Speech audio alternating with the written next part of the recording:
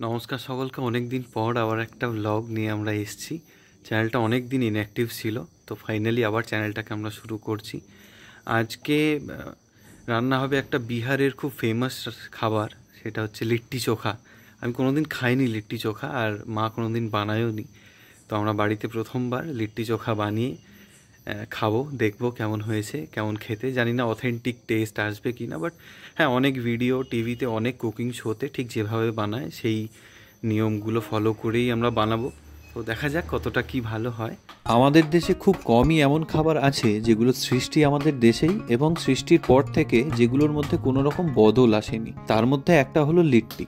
তো কিভাবে এই লিট্টি তৈরি হলো আর কিভাবেই এই বিশাল ভারতবর্ষের একটা জনগোষ্ঠীর প্রধান খাবার হয়ে উঠলো, আজ তারই কাহিনী শোনাবো। আরে দাঁড়ান, আগে একটু প্রণালী আর উপকরণগুলো দেখে নিন, না হলে আপনারা বলবেন রান্না শিখতে এসেছি, গল্প শুনতে আসিনি।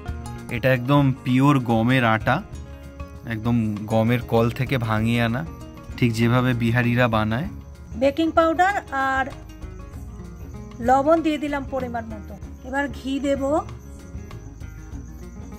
3 চামচ মতো। এবার আমি এটাকে ভালো করে ময়ান করে নেব। এই যে আমার ময়ান হয়ে গেছে। এবার আমি এটাকে জল দিয়ে, অল্প অল্প জল দিয়ে আস্তে আস্তে মেখে নেব।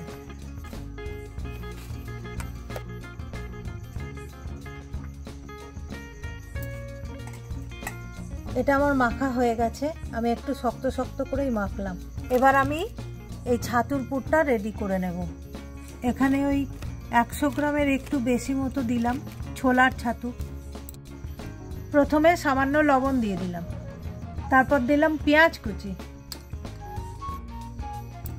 এবার দেব কাঁচা লঙ্কা কুচি, এবার দেব আমার ঘরে তৈরি আম আর লঙ্কার আচার, আর দেব ধনে পাতা কুচি, এবার দেব লেবু। এবার আমি এটাকে ভালো করে মেখে নেব। এবার বড় চামচের 1 চামচ তেল দিয়ে দেব আমি।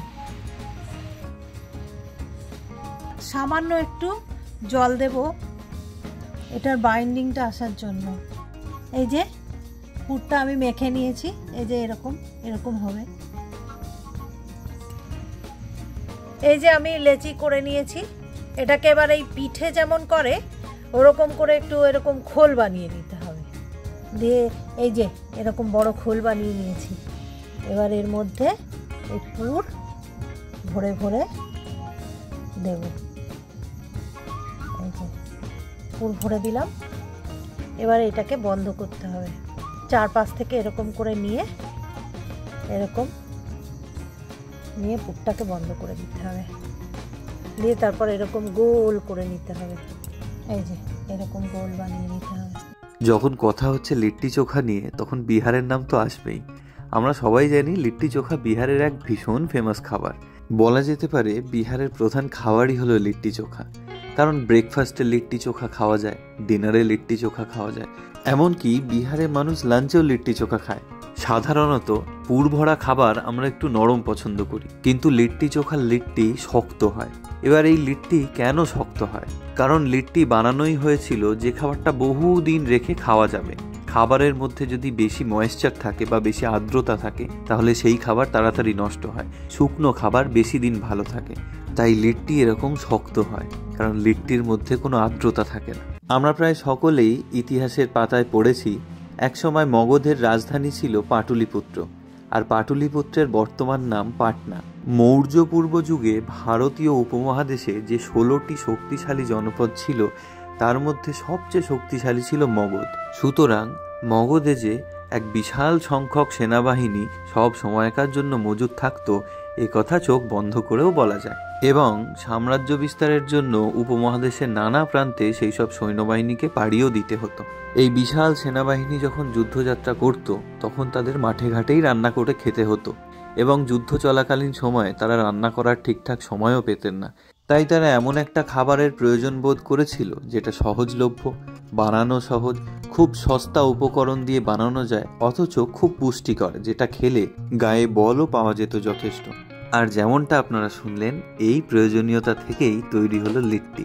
অনুমান করা হয় সেই সময় মগধে মাছ মাংস খাওয়ার প্রচলন ছিল না, তাই নিরামিষ পুষ্টিকর উপকরণ দিয়েই লিট্টি বানানো হতো। তবে পরবর্তীকালে ভারতীয় উপমহাদেশে মুসলমান সাম্রাজ্যবাদের সূচনা হবার পর লিট্টির ভিতরে পশুর মাংস কিংবা পশুর চর্বি ব্যবহার করে আমিষ লিট্টি বানানো হতো। আমাদের মধ্যে অনেকেই আছেন যারা রাজস্থানের ডাল বাটি চুরমা আর লিট্টিকে একই জিনিস মনে করেন, কিন্তু দুটোর মধ্যে বিস্তর ফারাক আছে।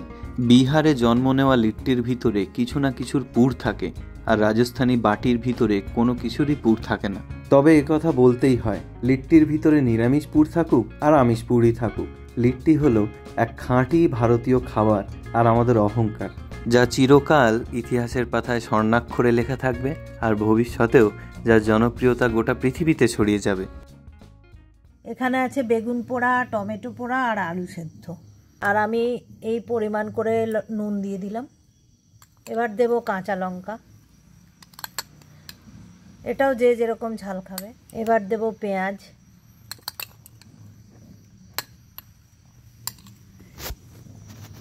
আর দেব ধনে পাতা।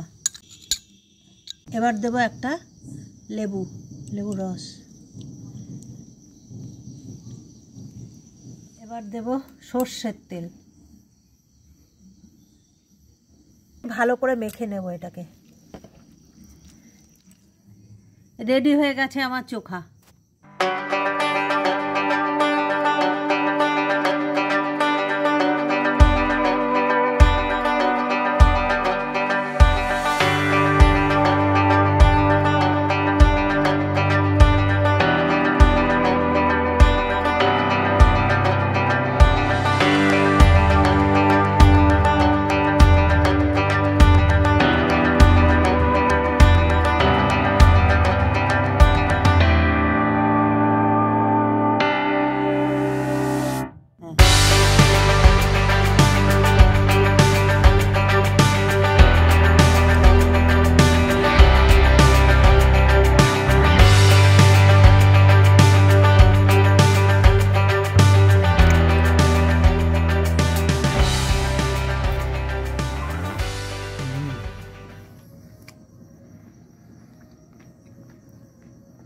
খুব ভালো খেতে।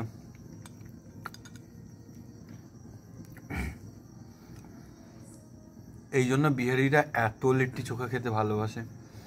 এত ভালো খেতে হয়েছে আমি কোনোদিন আগে খাইনি, আমার থামতে ইচ্ছে করছে না।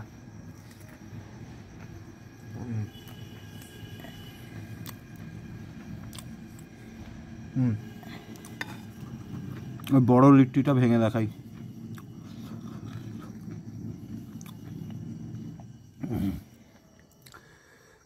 ধোঁয়া উঠছে, খেলে জিভ পুড়ে যাবে।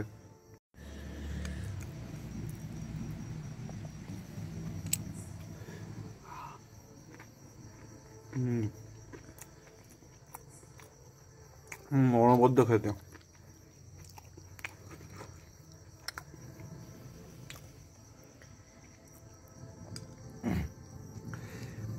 আপনারা যারা কোনোদিন বাড়িতে লিট্টি বানাননি বা কখনো খাননি, শুধু ওই সিনেমাতে দেখেছেন বা ইউটিউব ফেসবুকে দেখেছেন যে বিহারিদের ফেমাস খাবার লিট্টি চোখা, এভাবেই আমাদের মতো একদিন এক্সপেরিমেন্ট করে বানিয়ে ফেলুন। অসম্ভব ভালো খেতে, এই জন্যই বিহারিরা এটা এত খায়। আমরা যেরকম ডাল ভাত, শুকনো লঙ্কা, কাঁচা লঙ্কা, পেঁয়াজ ভাজা দিয়ে আলু ভাতে মেখে ডাল ভাত খেতে খুব ভালোবাসি, এটাও ঠিক টেস্টটা অনেকটা ওরকমই, বাট এটা আরও ভালো খেতে।